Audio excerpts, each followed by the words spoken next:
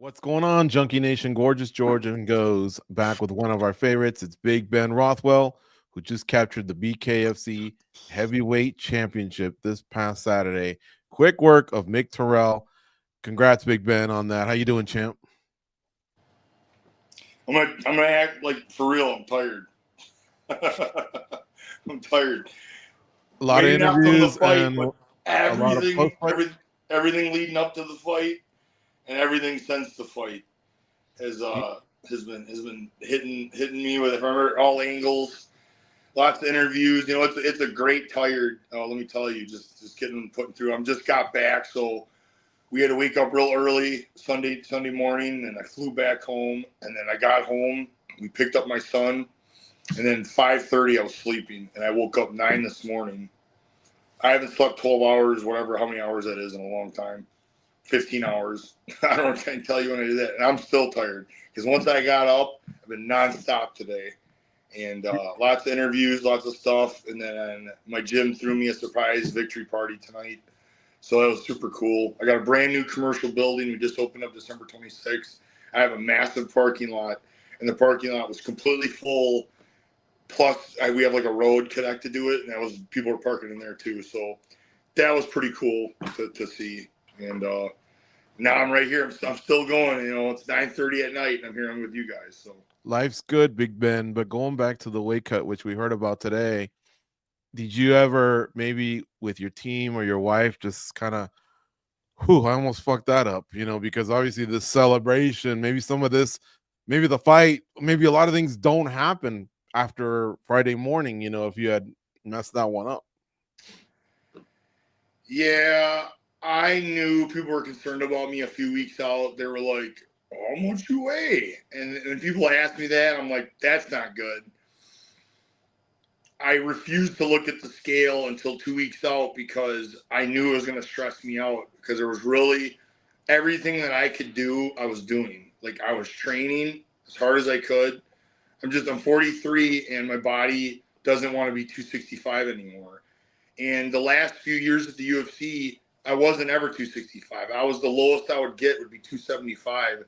And my wife and the nutritionist, people were like, they just were like, you're only eating, this many calories a day, and your body, needs at least this to function, and you're eating 1,000 less than that. And it just blew their mind that a guy my size was only eating 2,400 calories and training. And like I would function, but like 275 was just like doing everything I could. The last few of the UFCs, I was cutting it at 265. It was like a 10-pound cut every week, the week of the fights.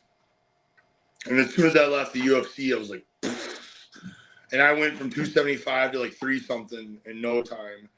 And I didn't think I felt like I physically changed much. I was just like hydrated, kind of didn't give a shit what I ate, but like I always trained. I've been training even since I left the UFC because I went to the BKFC relatively quick. I've always been training, I spar a minimum of twice a week during that period of time. And I do strength and conditioning just to do it, roughly 3 times a week. So my non-fight training is still, I train more than most people do still. And I'm still sitting around 300 to 310 easily. So this fight's approaching, and it isn't about the diet and the training as much as it is the cortisol, the stress, because as I said, I have 2 young children that I got to keep my fight. I have to keep my, I have to put what's important, because when fighting is done with me and it's chewed me up and spit me out, who am I going to be left with? And if I put fighting in front of everything, I'm not going to have anything. So I had to put my family in front to a point. Obviously, my wife still understands and helps me as much as she can, but I have to help her. They're too little. There's just too much shit going on, because my wife helps me. She's the other part of the gym. She takes care of all the billing, the credit cards and stuff. So, she's super busy with that too, and raising the kids. So she's stressed out. So we're trying to count on each other to help each other out to get through this, because I just bought a commercial building, and our lease for the gym that we're at is up in the end of December. And it's like the first week of December. And if you'd have seen the photos of the place, he would have been like, you were going to open before January. Like, the place looked nowhere near to being done the first week of December. And what happened in the next 2 weeks is probably nothing short of a miracle, honestly. But that was a great amount of stress. You know, I was trying to be relaxed. I'm like, we're living our life, taking care of the kids, and I'm going to get this gym open. Oh, yeah, I'm going to train for a title fight, too. Like, just go ahead and throw that in there, you know? And it was like, it was something. And I just tried. I knew if I went on the scale, I was going to get extra stress and cortisol. I'm like, dude, just train. What I really focused on was how I was performing.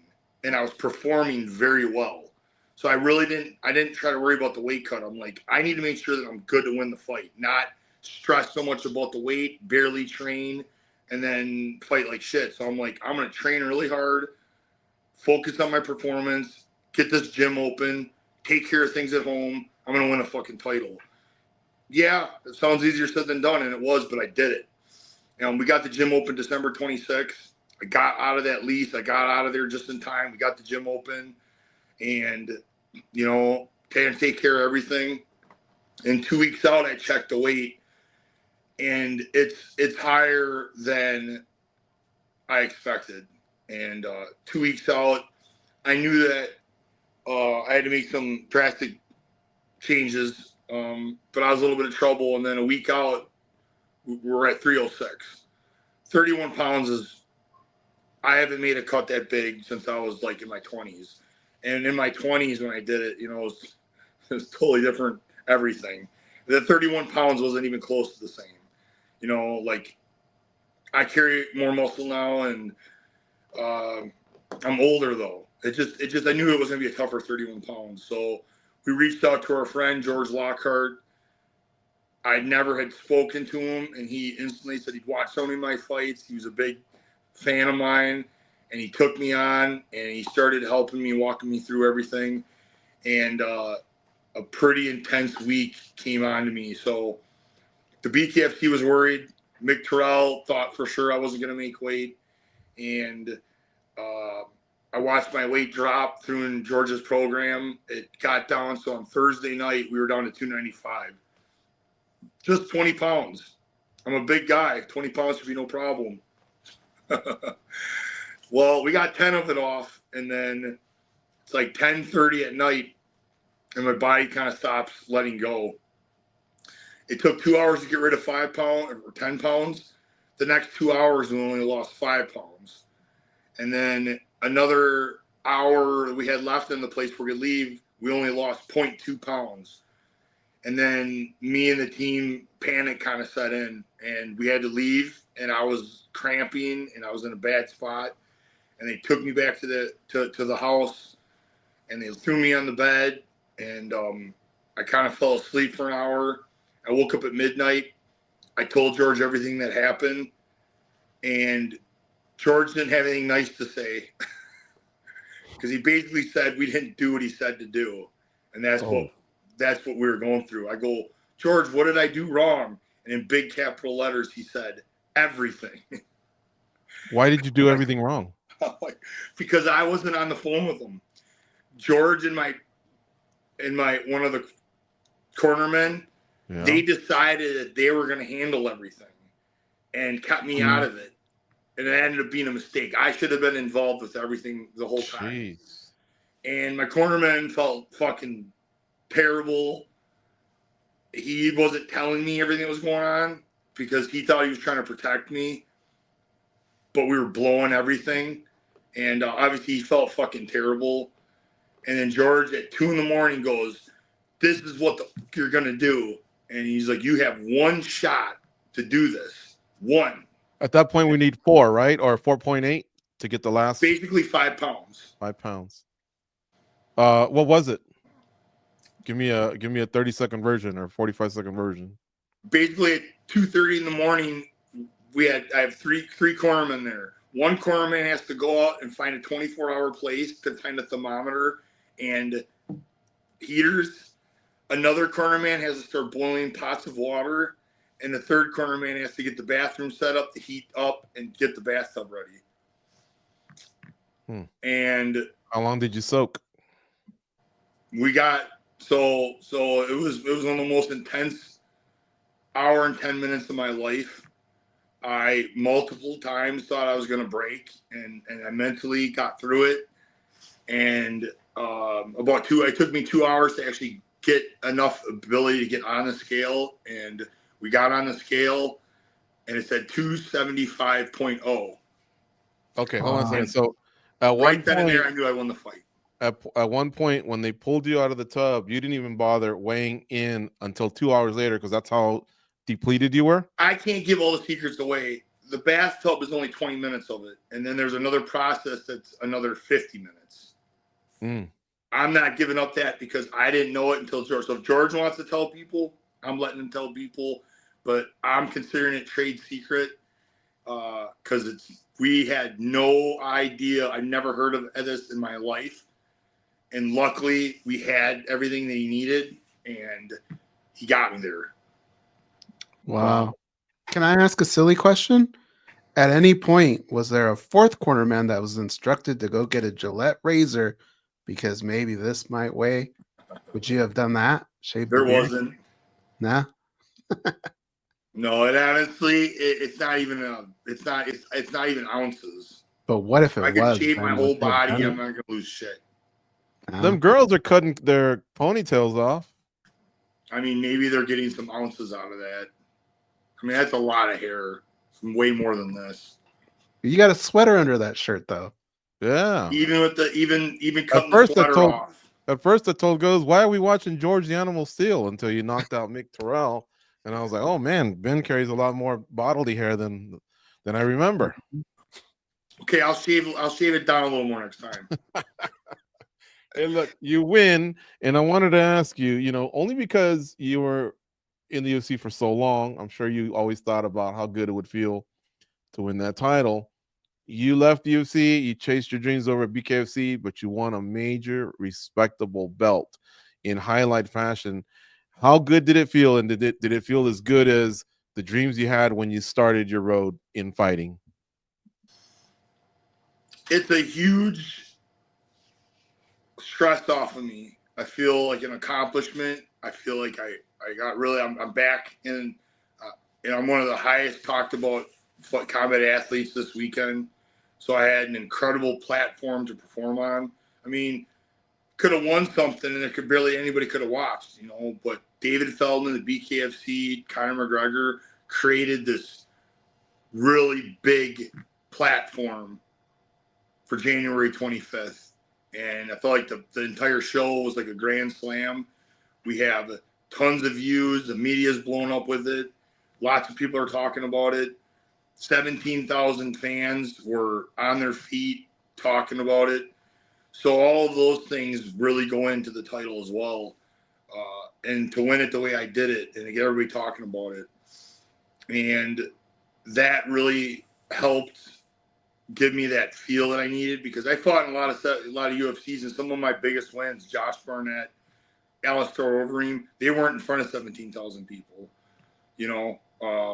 so to hear the crowd like that and to have that feel, it gave me everything that I needed. But for me, it's the excitement of everyone else that's believed in me for so long. So many of my training partners, my friends, my family, they know what kind of fighter I am, and they've always thought I was going to be a champion. And to fulfill that and to see how happy they were right when I won tonight at the gym, that's what's awesome. Like me personally, it's like, all right, like I did it, but the happiness comes from how happy they are. That they're like, we knew it, and we were right. And I'm like, yes, I proved them right. That's amazing, man. So look, some of the stuff that's already come out today baffled us, right? You are a free agent right now, and there's so many different things that you can choose from it. We feel like, when do you believe those conversations will start in regards to what could be next? They started tonight. They started tonight already, and any good news? And what does your gut tell you? Very interesting news. Some of those names I was calling out, the people behind them are reaching out to my management. So it's pretty interesting. It's pretty interesting how it's going to go. Were those names saying, I can't wait to lace up the gloves, or were they saying, I'll meet him in the BKFC? They're all the above. Oh, wow. Okay. So everything's already moving forward. What does your gut say? Like, how long do you think all this will play out over where you'll finally have kind of a sense of direction of where you could go? My gut's telling me just not to think about anything. Don't make any expectations. That way I won't be disappointed. Or, you know, I thought after California I was going to fight sooner, and it's almost been a year layoff. What my management knows is I can't do that again. Like I'm on a timer, 43. Okay, every time they put me on these longer layoffs, I feel like I do take a step back. You know, the weight, stuff like it helps. It's very, very hard to stay motivated without a fight, though. I need the fights to keep me motivated, to keep me in it. And I'm not really into taking a fight in a month from now. I mean, unless it was like some crazy money and a great opportunity, I would. But I said, like, this summer would be great. Like, give me a good 3-4 months. That would be ideal. Making me wait till the end of fall, like another 8 months, that would suck. Like, so I'm asking for a lot here. I'm trying to like hope things can line up for me. Seems like I'm a pretty hot heavyweight right now. I'm probably one of the hottest free agents right now. And the free agency, I hope, isn't like anything negative to BKFC, because they knew. I mean, obviously, it was on the table. Like, hey, I'm going to be a free agent if I win the belt, and David Feldman basically and my manager are like, we're going to get it figured out.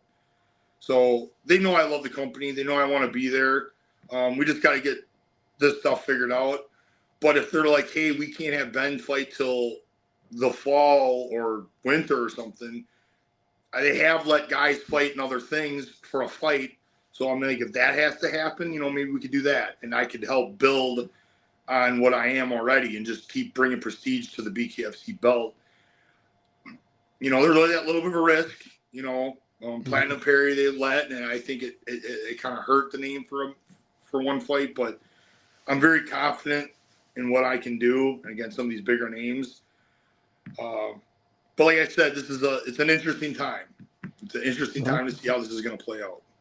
One thing that's very interesting to me, when we look at the landscape of combat sports, and obviously the longevity that the UFC's had and what they've done, of course, they're number one.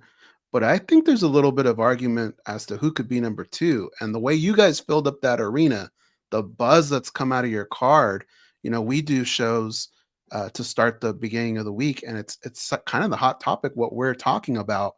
Do you feel like BKFC maybe is the number two now? We're number one in bare knuckle, because there's other bare knuckle. Look at, you're not even talking about them. We're number one in bare knuckle. I'd say there's 3 major combat sports right now: MMA, bare knuckle, and boxing. And the UFC is MMA. Boxing, I don't know. I feel like boxing has some players, like some different things. And bare knuckle's us. I feel like we're the 3. Now, boxing and the UFC, they don't get compared to each other, but now we're getting compared to the UFC, and we're not MMA.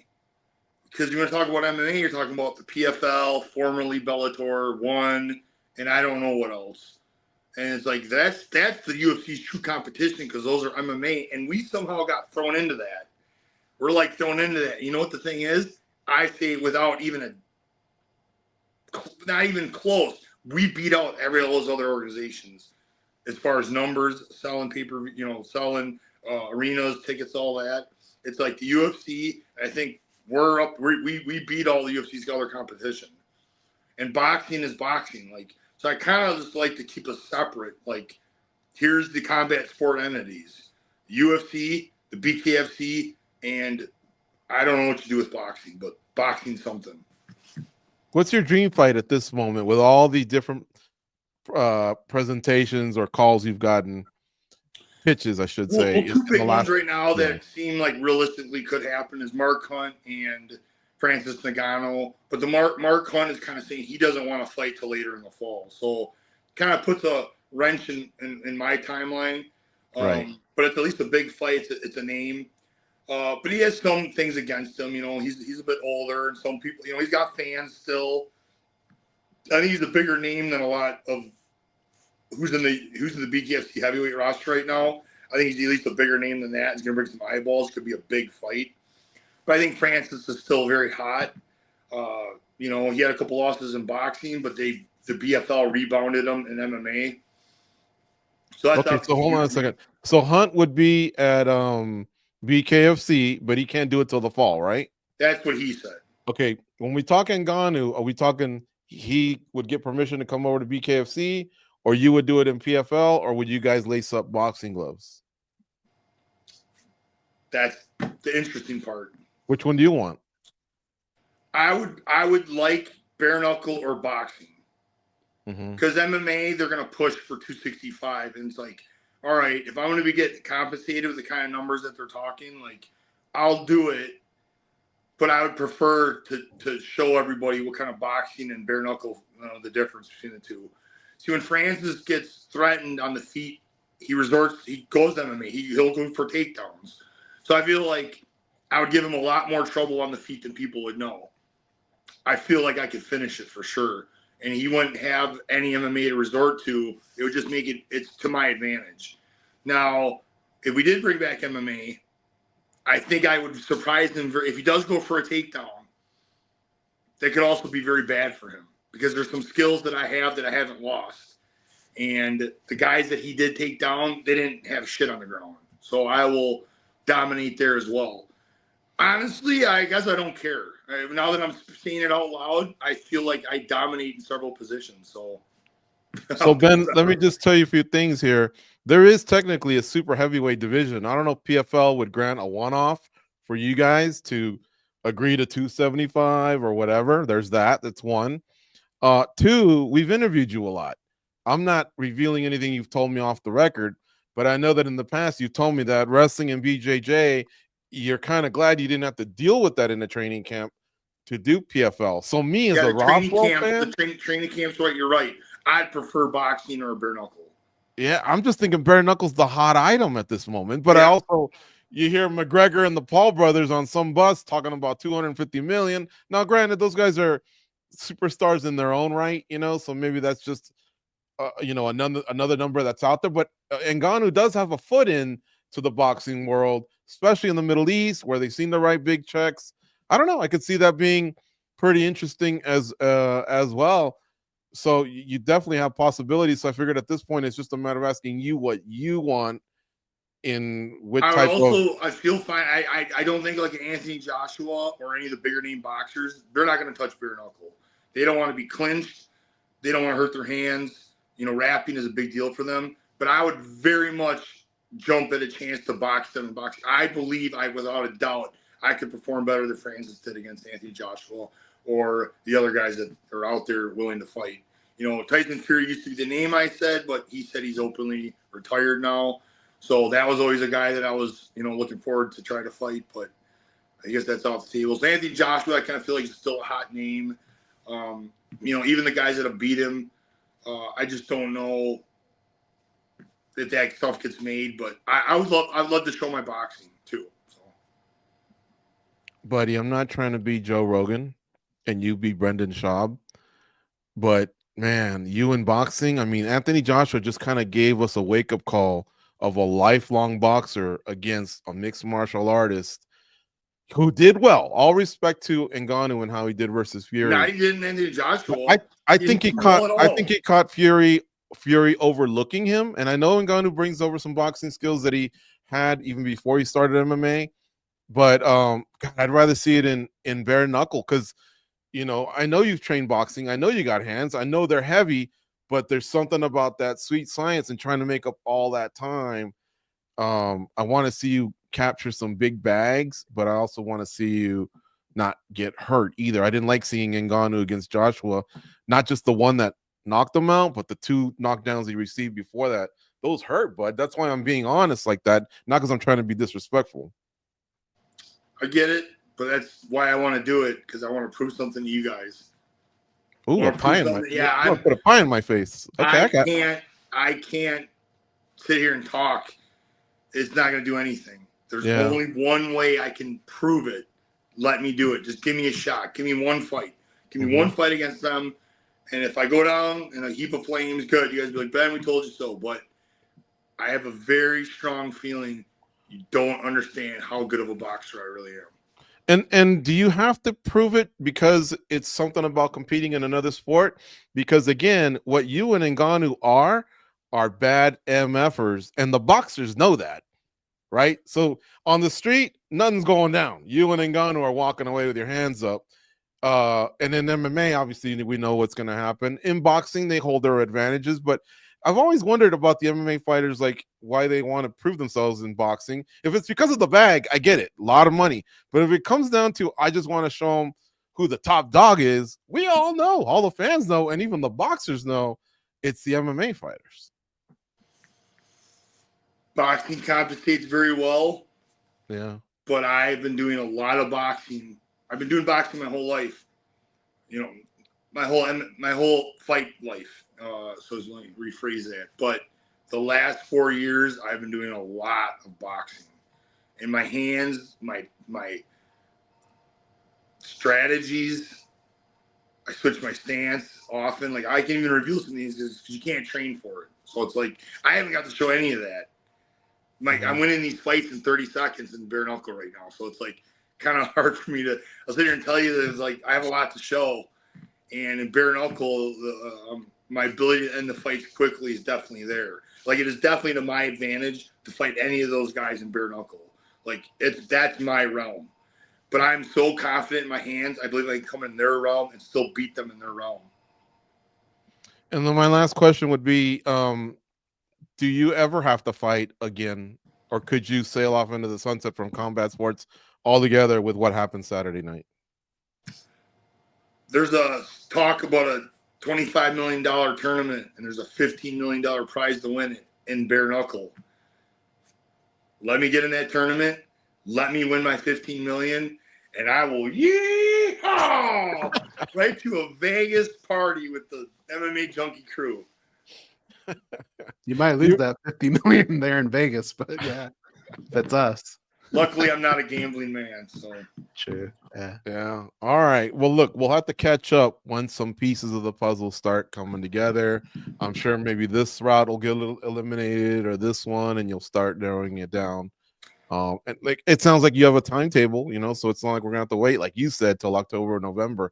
Let's get it done sooner, because those lulls in between fights, I can tell, those aren't the best for any fighter. It's wearing on me. I put up with it, but now I got the title, and I kind of feel like put me to work. Let's show what I can really do. I don't want to just. I'm not a mouthpiece, man. I want to put these knuckles on someone's face and do like I did Saturday night and prove that.